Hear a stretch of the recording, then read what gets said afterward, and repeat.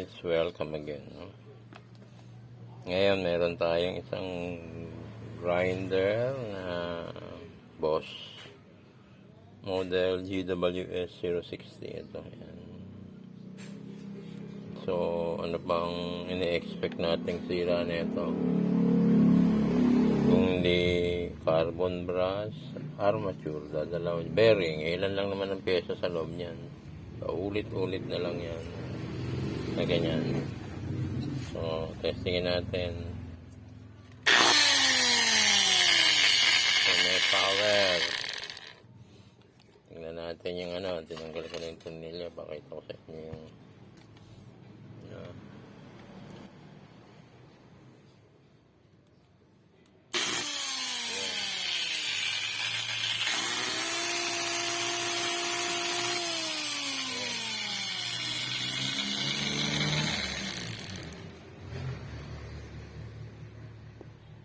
may nagwe-welding sa loob kung anong lakas ng kung isa din lakas ng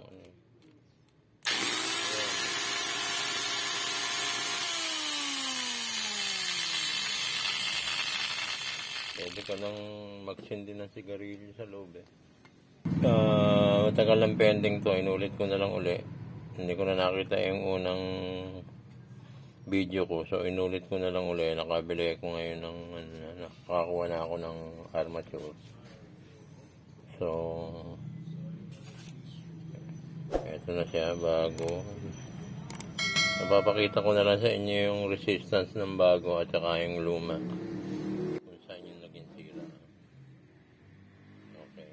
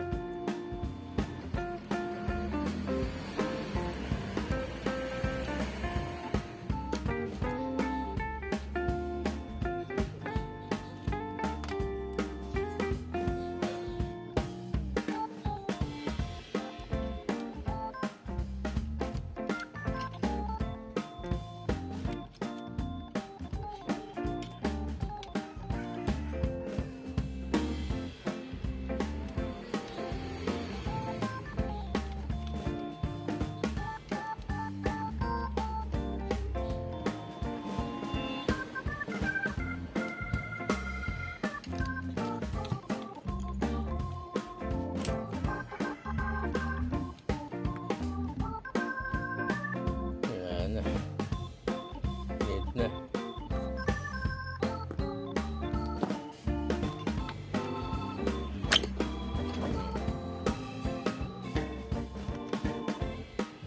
So guys, ito yung luma. Tingnan natin yung resistance niya. So 1.1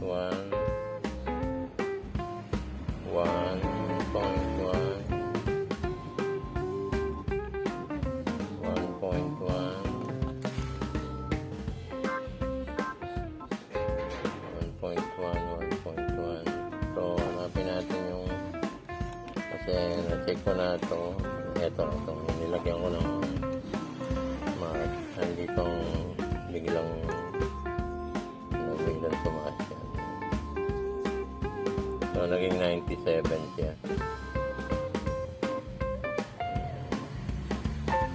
So 1.3, so 1.1, 1.2, 1.3 ganun ang kahit bago may ganun minsan. 1.1, 1.2, 1.3, wag na lang biglang aangat dito na 97. So yan ang nagitira. Kunin natin yung bago.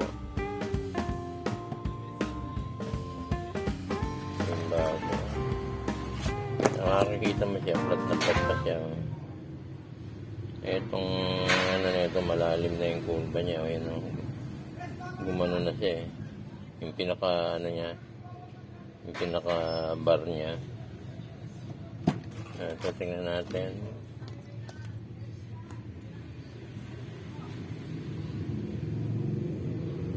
One.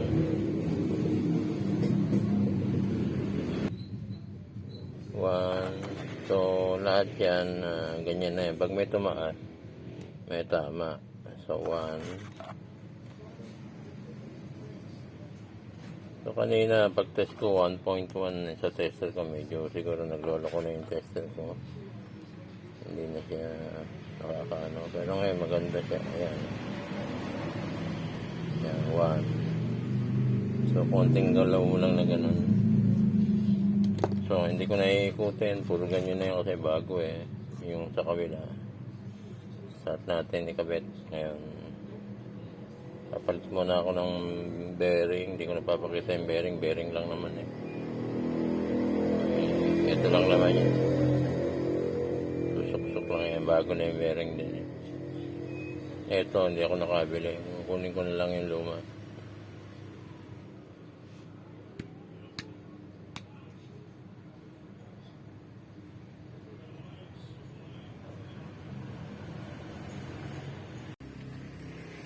So guys, assemble natin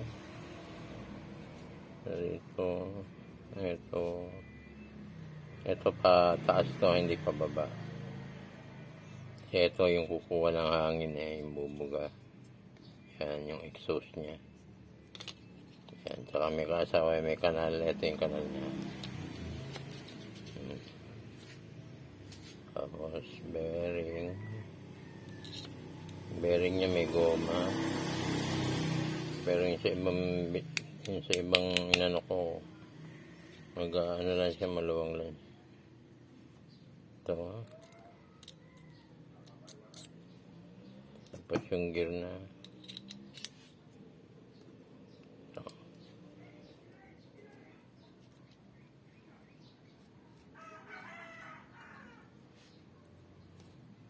So, dito na, higpitin na ito. Kahit igaganon ko na lang ng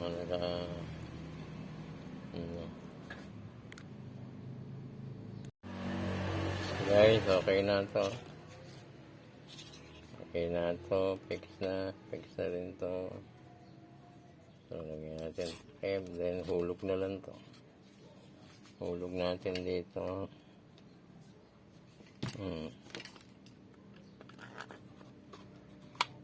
Okay, good.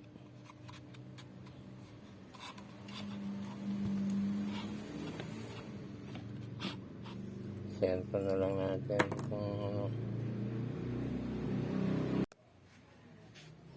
yan muna natin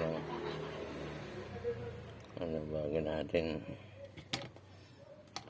isara. Lagyan ng grasa.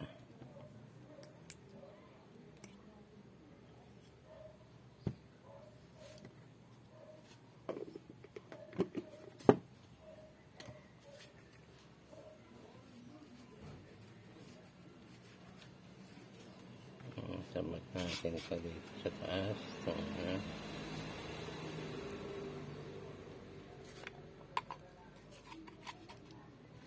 Sakto.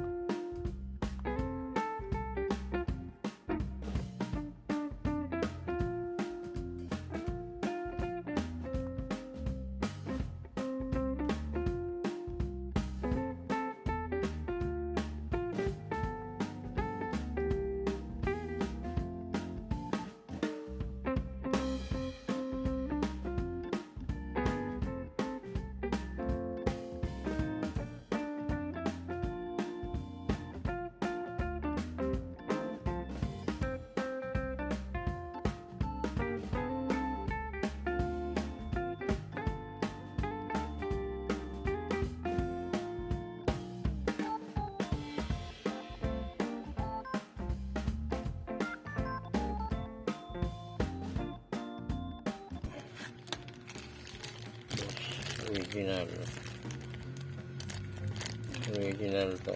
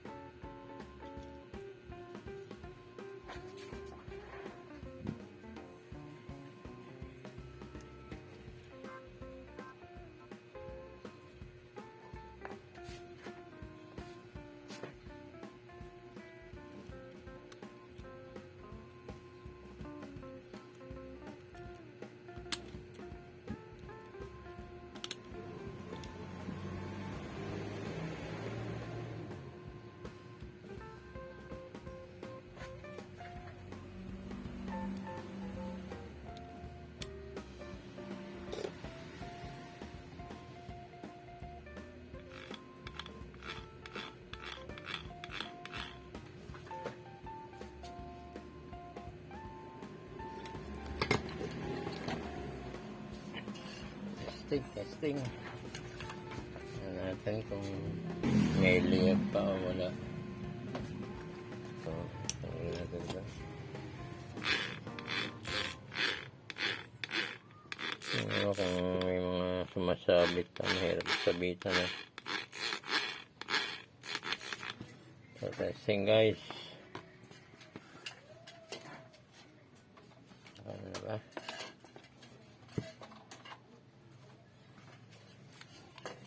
One, two, three. Ayan. Okay guys.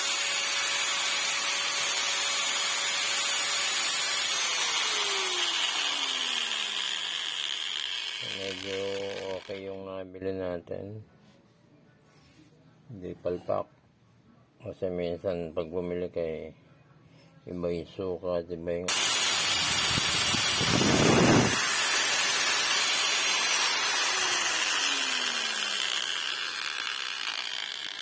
so, okay guys, nandito na lang to. Yan lang naman ang papalitan. Hindi naman natin pahabain pa ito. Carbon brush, pag walang power, pag may power at medyo nakikita mo sumisiklab, armature. So, pag hindi pa nagpalit ka ng armature at sumisiklab body sa motor na, sa rotor niya na. Yung rotor, madali lang kahit pwede na tayo yung mga newbie, ilang turns lang naman yan eh. Madali yan, dati ginagawa ko yan eh. So, mga newbie, masarap yung mag-rewind. Pag tumakbo, maganda pakiramdam. So, pag medyo umusok at nag-init, huwag kang susuko. Try again ulit. So guys, thank you for watching. Please subscribe and hit the notification bell. Mag-like na rin.